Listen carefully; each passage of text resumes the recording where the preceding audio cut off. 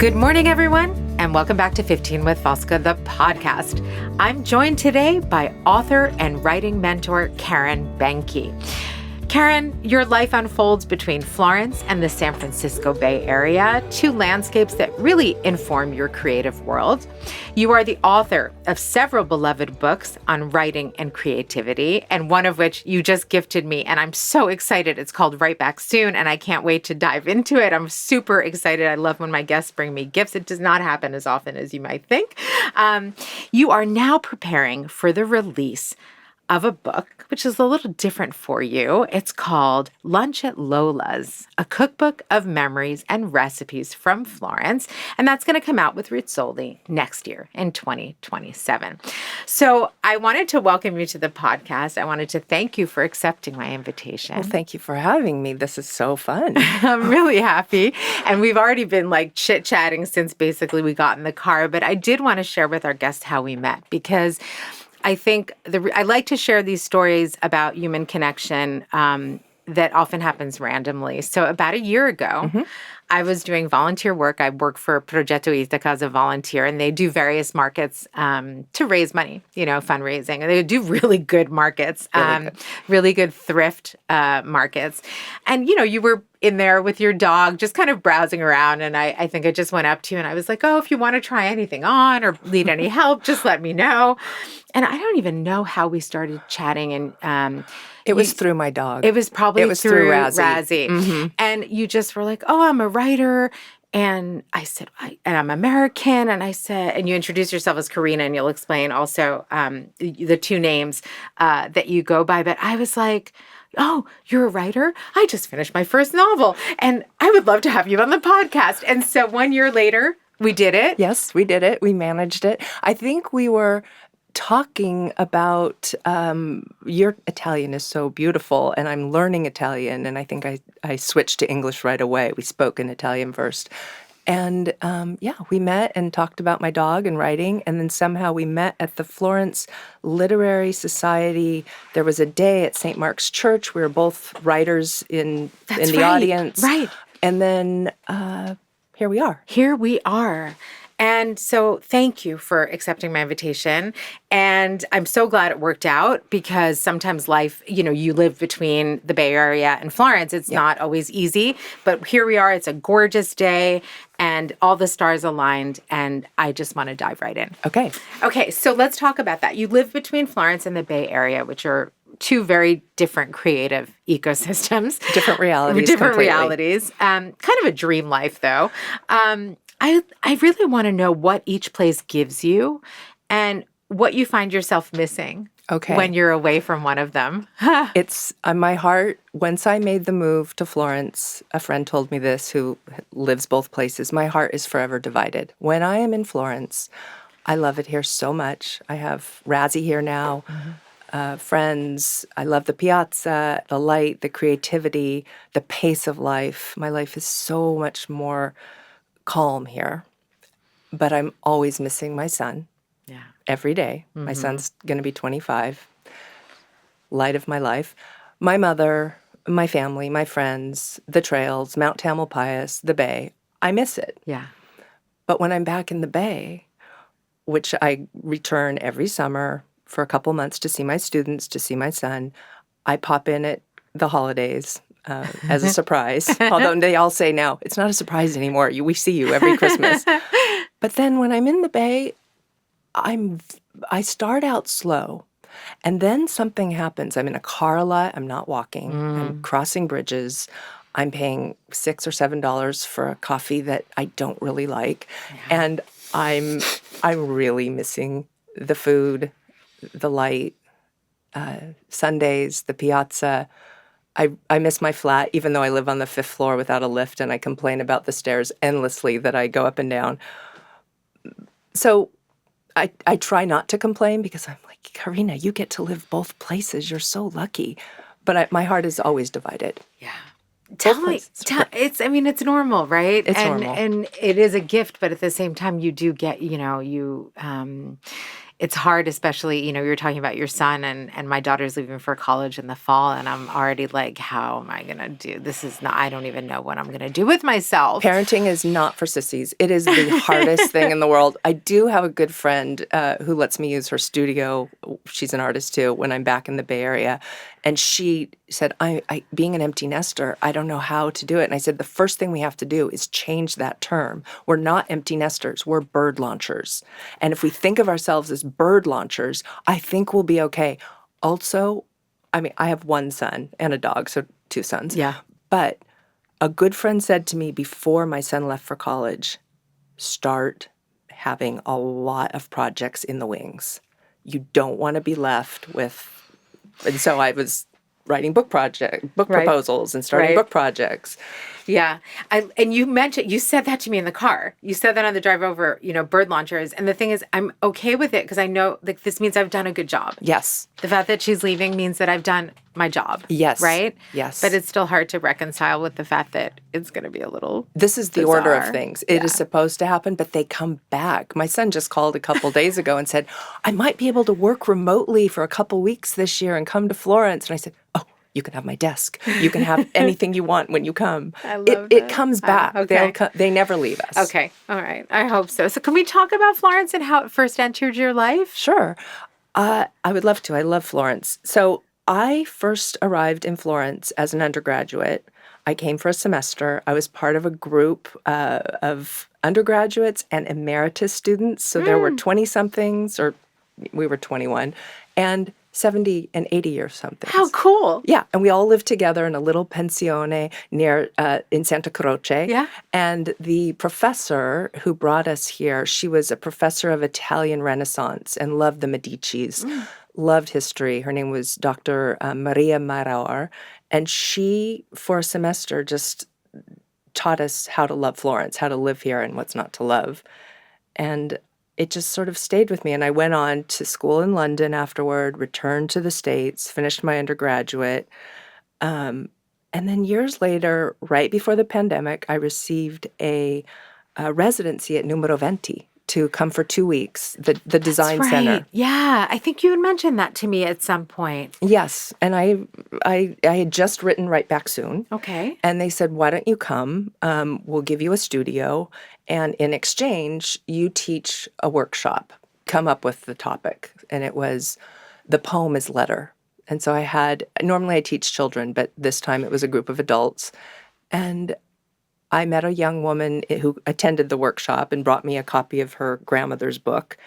And that person I just finished writing another book with. And her name is Caterina Ponti, whose grandmother, Lisa Ponti, Gio Ponti's daughter, created all this beautiful art. And I wrote a picture book from it. I love this. Oh my gosh. It's all about connections and timing. And so since then, so it's fairly recent that you've been doing this, dividing your time between Florence and San Francisco. 2021. I moved right after the pandemic. Yeah. Okay. Yeah. I don't know why I thought it was longer, but that's a fairly recent decision, and also coincides with more or less with your son. Everything was related to when he was going to college and how I could... Yeah. But this makes me very excited for my next chapter because I have a feeling that it is going to be one of interesting momentum. So you've talked a little bit about your work. Can you tell me more about it? Tell me more about what you do, because you do a lot of stuff. I do a lot of stuff. I have a lot of side hustles. It's all around creative writing. Okay. But if you want to make a living as a creative writer, the side hustle is important. Yeah. It's imperative. So I taught for 20 years with California poets in the schools. Okay. I was the traveling poetry teacher. That's I went so to cool. public and private schools. I loved the 2nd, 3rd, 4th, and 5th graders were the best. And they taught me what I needed to know about how to inspire kids to write. And that's why I have the 4 series books with Shambhala. So it started off as a poet in the schools. In 2015, I got a divorce and I needed to start a new company, and I started the Writer's Nest. And it was all of the kids in all of those public schools that I taught. There was always a few, mostly girls, in the class where I could look in their eyes and I knew they are really interested in writing. And I picked the cream of the crop. to come write with me. And we would write in gardens, converted lumber yards. We took over cafes one night a week. And in my back garden during COVID, we wrote 6 feet apart. And they were like my teachers. So that's the foundation, is poetry. But all the while, I also love the form of the picture book. So I've quietly been learning that craft, and I've written 5 picture books that are now being considered with my literary agent. And I've also written a cookbook with my neighbor, Matilde Patine. And so I weave together writing books, teaching, and I still work one-on-one with many students through the Writer's Nest via Zoom, but I must return to the Bay in the summer, not only to see my son, but I need to see my students in person, because in person is where the magic happens. Agreed 100%. We're going to get to the new book in a second, but I really want to stay for a moment with the work that you do, because it's so important. Everything that you said is so important. So with the Writer's Nest, do you work with writers of all ages? Or All ages. All ages. All ages. I've worked with writers I like to say from 8 to 98. I've had writers, adults. I'm pretty choosy about who I work with. I find with some adults, it's a lot of hand-holding because they're so worried that they're not doing it right. And with kids, it's just a lot more fun. But I do work with all ages. And it just so happened that the 3rd grade to 12th grade niche of predominantly girls and young women was what I was interested in, and who was coming to my door and knocking on my inbox saying, could we sign up for a workshop? And then they all became, I had groups that I had to put together, because every group has a personality, and so I would put these groups together. And my dog Razzie was an assistant. My cat Clive, who was 18 when he passed, was an assistant. I had one student named Violet, who's an amazing writer, amazing poet, but she loved my cat so much that if Clive ever entered the arena where we were writing, Violet put down her pencil and only paid attention to Clive. So the mother would call and say, do you think Clive could attend the workshop a little later so Violet could actually do some actually writing, write? Right. So you mentioned in passing, but I think it's an important point that the children teach you so much. They're your teachers. Can you just tell me more? I often say the same thing. Well, I often have a lesson plan idea or something I'm going to bring in and want to teach them. I think I'm going to teach them something, which maybe I do, but it's not what Violet. We'll just take Violet as an example. Okay. No matter what I brought in, personification, metaphors, similes, we're going to write haiku today, we're going to do a sestina today, she would go off topic. She would always take the magic word tickets. I make these little admit one colorful magic word tickets with phrases and words, and the kids love them. And she would just come up with something different, much more interesting. She would write a poem that I never could even imagine. I could never elicit that type of poem from her. And at the end, even though she loved to chat and she always had to go into like a special area with another student, because I always said, it doesn't matter where you write. Write under the table if you need to. Go right under the tree. I had one student who loved to sit in a tree and write. Violet loved to go into my kitchen with another student, and they just entertained each other for about an hour.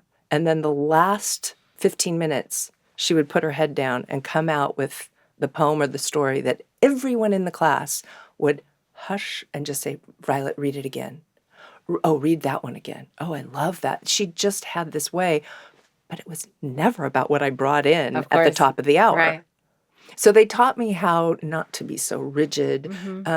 They taught me how to return to my dreaming, doodling mind, my child's mind, the way in which, what I wanted when I was in elementary and middle school. Right. I'm very moved by what you're saying. And as you've been recounting this, right, I'm asking myself why we allow ourselves to lose that. School. And one of the things that I tell my There was students... no hesitation. No, it's that. At all. You were just like, school. I mean, it's ruins us. Right?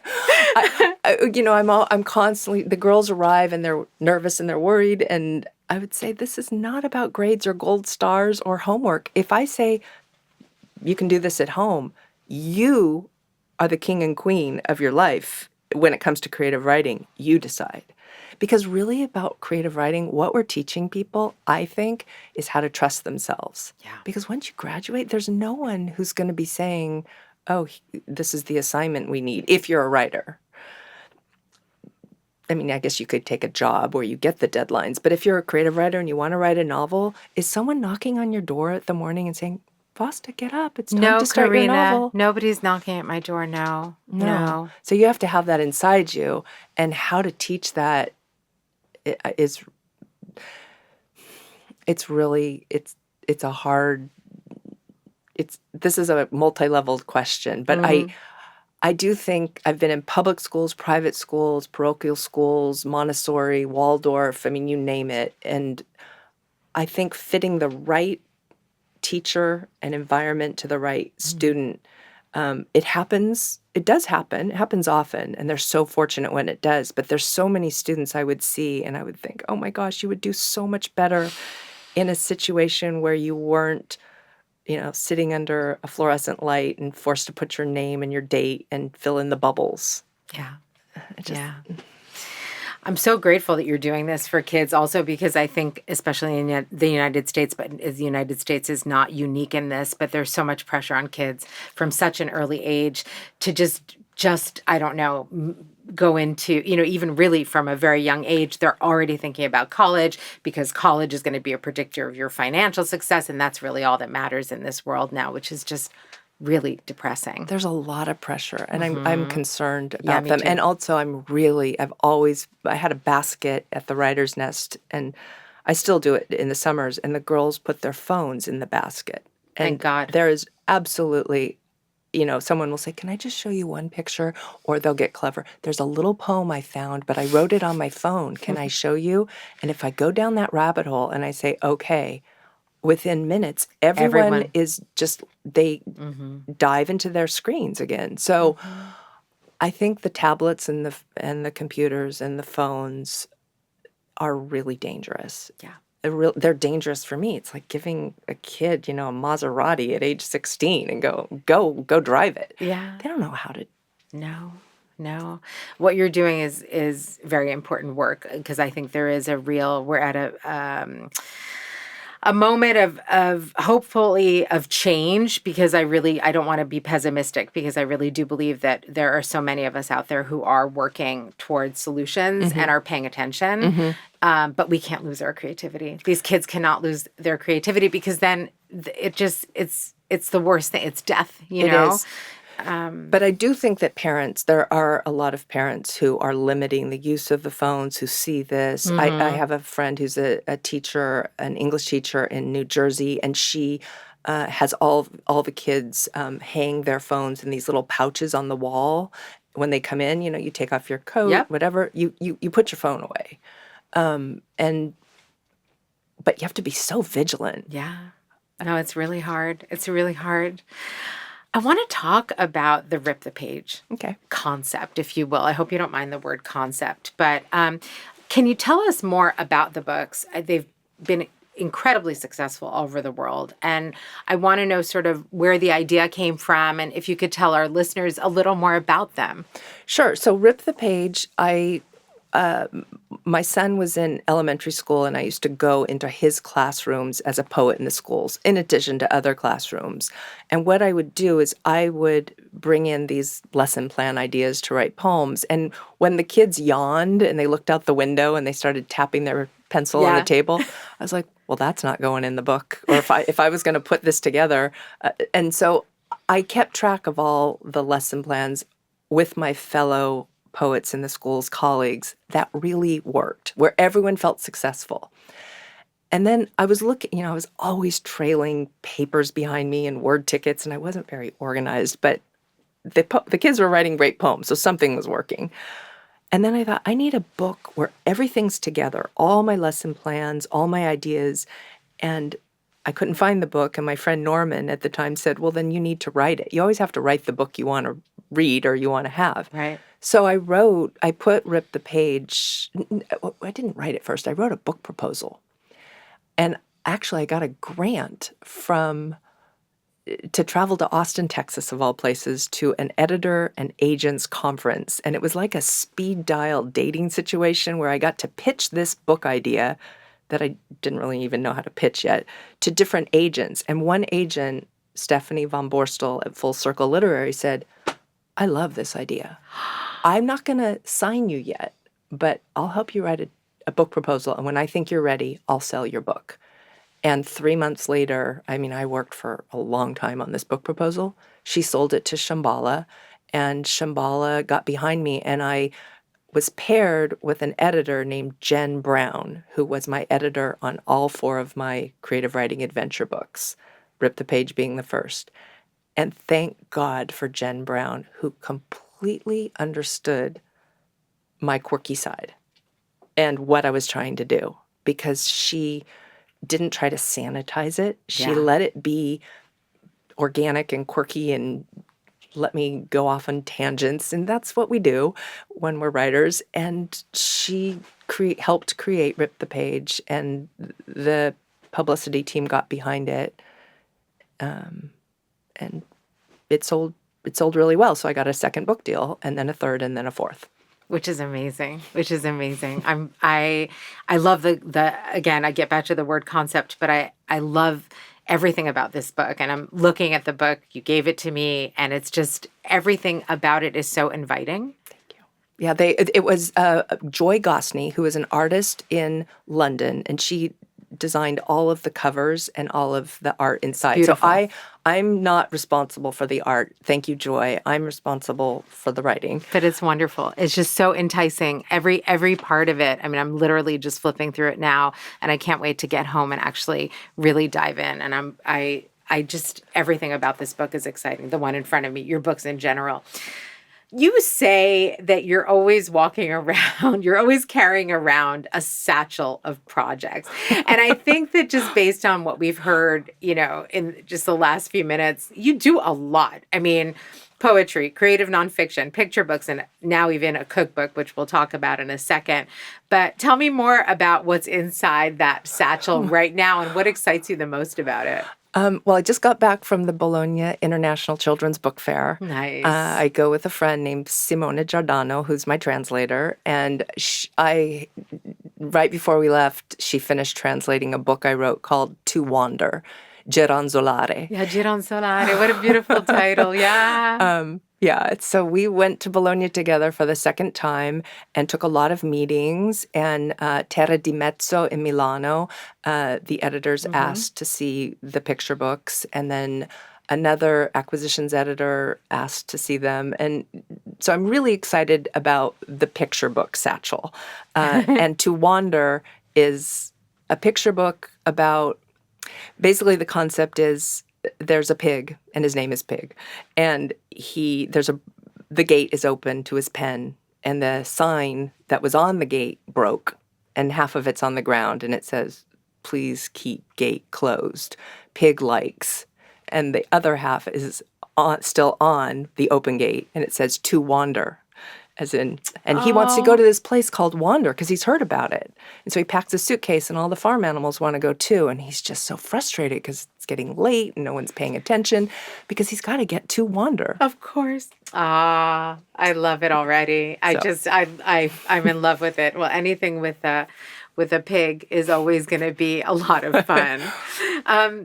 Let's talk about lunch at Lola's. Okay. And so for those who don't know, Trattoria della Lola is an institution in our neighborhood. We live in pretty much the same neighborhood. We live in the Oltrarno.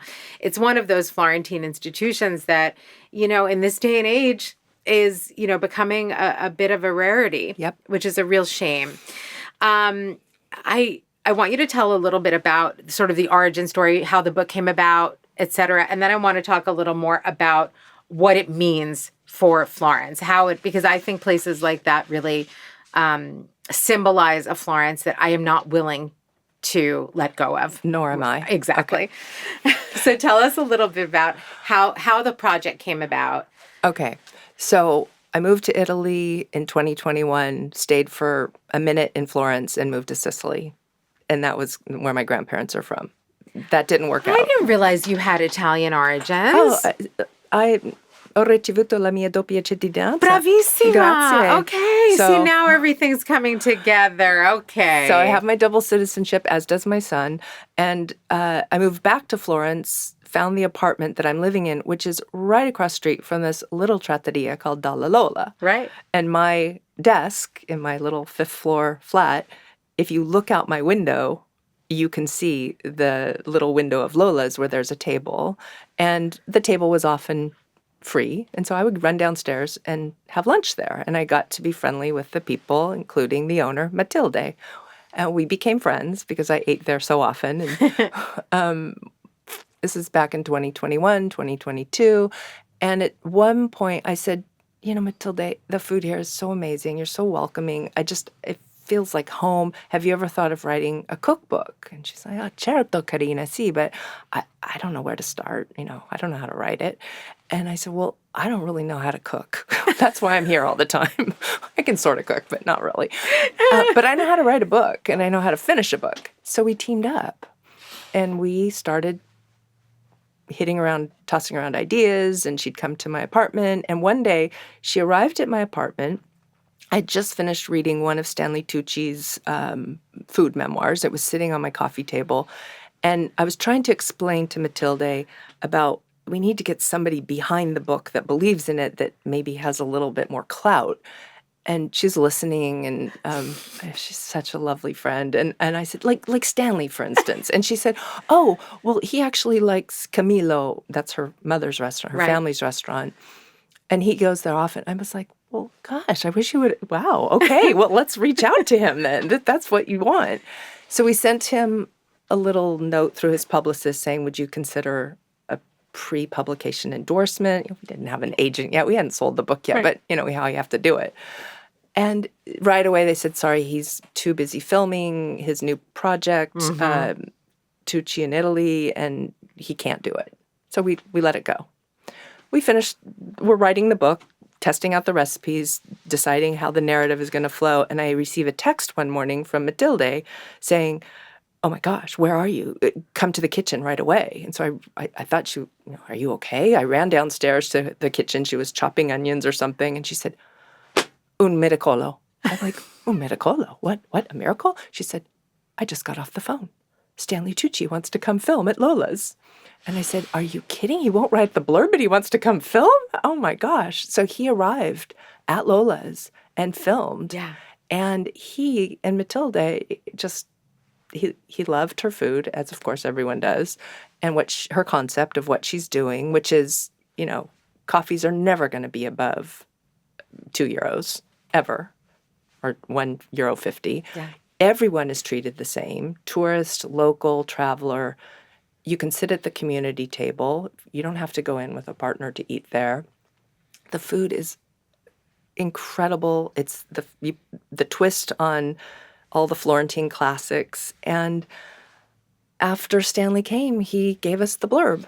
And then we, in quick order, found an agent, and Rizzoli was interested. And we just found out, as I told you when we arrived at the studio yesterday, Matilde reached out to Stanley and asked if he would write the foreword, and he answered immediately and said it would be his honor. So yay! I love everything about this story. I have chills. I love everything about this story. I'm first of all, I want to say congratulations because it's huge. Grazie. And you know, it shows up now everywhere, because once Stanley Tucci says something is his favorite, you know, and Lola's is one of his favorites. Yeah. And so I've been actually seeing it all over social media lately. Oh, good. Yeah. Okay. Stanley Tucci's favorite place is in Florence. Stanley Tucci's favorite place is in Rome, you know? Which is why I can't get my little table anymore. Yeah. It's only reservation only now. Yeah, so. Because that's what happens when Stanley, you know, endorses you, which is such a great thing, because books like this need to be read. And this is sort of like my next question for you. So this is not an ordinary, I mean, I don't want to say any cookbooks are ordinary, not. But this is obviously not an ordinary cookbook. Even just this origin story is beautiful. Your friendship, the way the restaurant is run, the how democratic it is, how Florentine it is. Tell me more about what the process of writing it sort of revealed to you. Also about, I don't know, just being a part of a community. What being, because you just saying how you would spot the table from your window and you would go and you found a home there. I did. I found a home there. Matilde was one of the very first people to welcome me to Santo Spirito. And, I walked in one day and she was explaining to me about the way the Florentines don't pronounce the H. And we had this really lovely conversation. She's a true friend, and we trust each other. And I'm a creative writing coach, and so she really put her trust in me. But they're her stories, they're her recipes. It's her book. It's by Matilde Pittini with Karena Benke. But we're equal partners. And one of the things she was adamant about was she went to the Cordon Bleu in Florence and she graduated with honors. She still teaches there. I don't know how she finds the time. But she said, Karena, I don't want any measurements in the book. And I said, oh, I love this little book by Sam Sifton, No Recipes. There are no measurements. So maybe we can look at that book as a possible model. And, a lot of my friends who are cooks, chefs, have said, what, are you crazy? You have to have measurements. How are we going to know how to make these recipes? Right. I said, no. We held fast. And Rizzoli was even a little bit like, oh, I don't know. Our editor now embraces the fact that we can use a lot of verbs to explain what quantity we want. But it's a cookbook that Matilde believes that we must trust our tongue. If she's giving you a recipe that has carrots, and Fausta, you do not like carrots, don't put them in. Yeah. How do you trust yourself? And that goes back to creative writing too. So the book kind of has little echoes and harkens back to the way I teach creative writing. And the other part of the book is Matilde is fourth generation. She learned how to cook in those kitchens at Camilo. Yeah. She sat on a flour sack in the kitchen with her grandmother and her mother. And so the narrative that I've learned about Florence going back to, World War II, when her great-grandfather Camilo used to welcome in the soldiers a lot of people in Florence were really, they were hurting a lot, and they couldn't afford to pay for lunches, so they would trade their art for lunches. And Camilo is like a beautiful, it's like a gallery. Yeah. There are paintings in the Uffizi by artists. The same artist there are paintings in Camilo, as I'm sure you know. So it's been a labor of love. It's been an adventure. We've been working on this for, it'll be almost 4 years. It's coming out next fall. And we sometimes look at each other and we go, oh my gosh, can you believe how far we've come? And then we met the photographer who works with National Geographic, and she arrives next week to stay at the Writer's Nest and shoot the cover and all the photos, and we're very excited about that. This is amazing. I am in love with everything about this project. I can't wait for the book to come out, and I can't wait to try out the recipes. I'm somebody who I only follow measurements when I bake because I feel like it's like chemistry and it's too complicated and I'm afraid to mess up. That's the one chapter I should add because she's an exceptional baker. Self-taught. She doesn't like a lot of sugar. She'll never, ever give you the recipe for her cheesecake, no matter how you try. She'll only make the cheesecake when no one is in the kitchen because it's a secret. I love that. But there are measurements for the dessert chapter because, as you just said, it's chemistry. It's chemistry. I mean, I'll look at recipes for inspiration, but I also, I can't give people recipes for stuff because I'm like, I don't know. Yeah. I just kind of do it. But baking is where I sort of draw the line. So, let's get back to your relationship with Florence. And if you could describe that in one word or even in an image, what would it be? I have to use a dash, so it's going to be... It's okay. You can do that. Creative light. Creative light. It's bathed in creative light. I feel it all the time. There's just a certain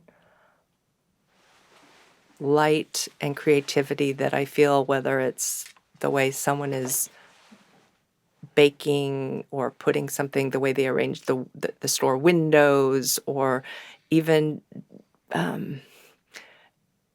it's infused with a certain light. I mean, there's no way to explain it other than I think about the Renaissance, and there's just certain locations in the globe, on the planet, where I feel like I'm being supported by the past and the present in some sort of way that, I still have to put in the hard work, but there's wind at my back and I'm being, pushed along. That's a really beautiful way to describe it. And I think that depiction of Florence and the feeling that you have, and also Dalla Lola, are examples of the fact that this city does offer this magic. And I think sometimes, I think people who just pass through, or people who only pass through superficially or even live superficially here, don't get it. No. Because it's hard to be, it's easy to be distracted by the masses, or distracted by, new places that pop up and have nothing to do with Florentine culture. Exactly. And there's also something about Florence, about being here and, not following the same paths every day, that it's just, there's secret gardens that open up and little gates pop open, or someone, wants to draw you into their narrative if you are willing to speak a little Italian with them. Exactly. And I find that living, when I moved here, I said, okay, you're going to stay 4 seasons, because it's so easy to be here in the fall and the spring. Yeah. But the winters can be tough, and the summers are really tough. Summers are terrible. Summers are really hard. And I did spend a summer. I'm sorry. My apologies. It's awful here. It can be hard. Well, another story in the works is about summer camp for the mosquitoes and when they arrive at summer camp. That's great. That's great. Actually, so it helps me because I know you're carrying around a satchel of projects, and you've already told us about a couple of them, which sound amazing. And now you've told us about this other one, which is Let's Send the Mosquitoes to Camp, Please. Anything else? What's next for you, Karena? Or is there something that you're just like dreaming of doing that you haven't done yet? Let's see. I'm really looking forward to carrying my favorite adventure over the finish line with Caterina Lecitra, with Lisa Ponti's artwork. I really love her artwork. And I really am looking forward to finishing a memoir I started called 55 Things Lead to Italy, because I was 55 when I moved to Italy, and they're little 55 essays about what it takes to move to Italy. That's wonderful. That's going to be wildly popular, If I could just finish it soon, but writing... you will, and you will. You'll finish it when it's the right time. Yeah. You've been, you're keeping yourself very busy, but that's the kind of book that I feel like a lot of people would be very inspired by. How to get a dog here, how to get your codice fiscale. Yeah. But knowing you, I feel like there's a lot of poetry in it as well. It's not just like a how-to. It sounds like it's woven. One of the things that helped me get here were all of my students and all the things they want to do with their lives and what they believed in. So their poems are interwoven. Yeah. I didn't have any doubt that there would be. I want to thank you for coming on the podcast. I've already told you you're going to have to come back when the new book comes out. Maybe I'll come with Matilde. Yeah. No, I would love that. Okay. Or maybe we could even do a live recording at the restaurant. Oh, that would be fun. Lorenzo is totally willing to move. Okay. Yeah. Wow. Yeah. We've done it before. We'll happily do it again, because I also love the idea of, I've been dreaming about recording a podcast with the lovely background noise of a restaurant. The clink of the forks and the plates. I love it, and, right? And the people speaking in Italian, yes, let's do it. Okay. We could sit at what do they call it? T8, the community table. Okay. Yeah. Perfecto. Okay, perfetto. All right. Grazie mille. Thank you so much. And I'll put all your information in the show notes for so that all our listeners know where they can find you and your books. Thank you, Fausta. Grazie mille. Grazie mille, abbracci, grazie. Grazie.